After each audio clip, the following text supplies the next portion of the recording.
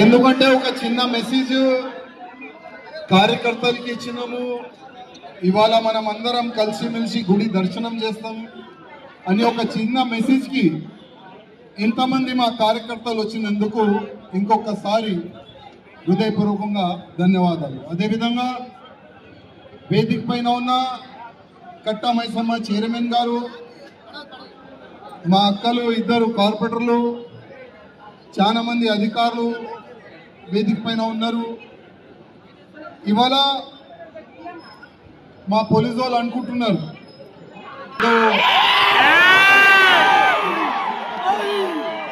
ఏదో చెప్తాడని, ఈ విధంగా మా పోలీసు వాళ్ళు అనుకుంటున్నారు. కానీ అట్లా ఏం లేదు. మేము నిజం మాట్లాడతాం. నిజం మాట్లాడే ఆ ధైర్యం మాకు ఉన్నది.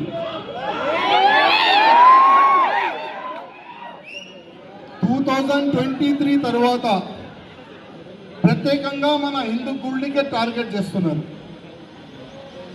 మనం ఓల్డ్ సిటీలో చూడొచ్చు, వేరే వేరే ఏరియాలో మనం చూడొచ్చు. ఇవాళ కట్టా మైసమ్మ టెంపుల్ కూడా మనం చూడొచ్చు.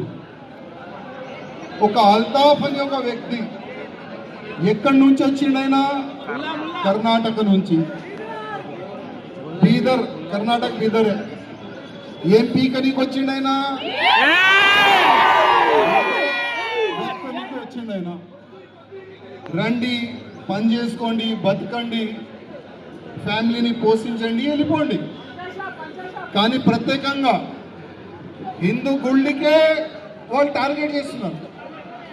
అసలు వాళ్ళకి ఈ ట్రైనింగ్ కానీ, ఈ ఆలోచన కానీ ఎక్కడి నుంచి వచ్చింది ఆయనకి?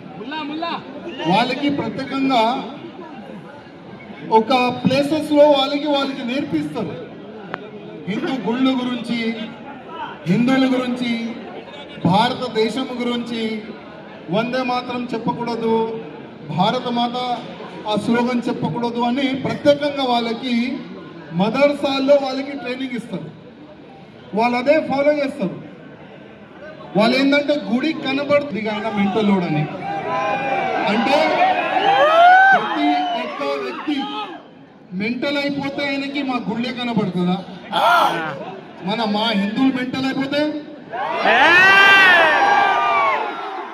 కానీ ఆ అలవాటు మాలో లేదు, ఆ సంస్కృతి మాలో లేదు. మా పెద్దలు ఏం నేర్పిస్తారు? ఏదైనా ఎవరైనా దేవుడు ఉండని వాళ్ళకి మర్యాద ఇచ్చే ధర్మమే మన హిందూ ధర్మం అని మన పెద్దలు మనకు నేర్పిస్తారు. ఎప్పుడైనా